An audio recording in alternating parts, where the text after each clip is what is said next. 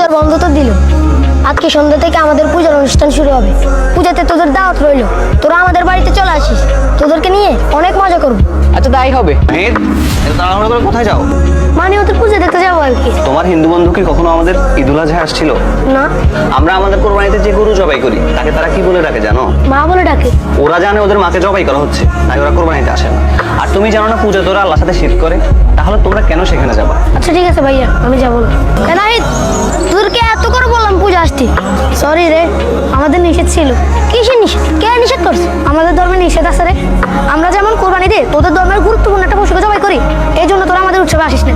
আর তোরাও তোদের পূজায় আমাদের প্রতিপালক আল্লাহর সাথে শিরিক করিস। তার মানে কি তোরা আমাদের ধর্মকে হিংসা করিস? আরে না না, হিংসা করবো কেন? আল্লাহ আমাদেরকে অন্য ধর্মকে হিংসা বা পালন করাতে বাধা দিতে নিষেধ করেছে। আর মহান আল্লাহ পবিত্র কোরআনে বলেন, লাকুম দীনুকুম ওয়ালিয়া দীন। তোমাদের ধর্ম তোমাদের, আর আমার ধর্ম। ও আচ্ছা, সুন্দর তো।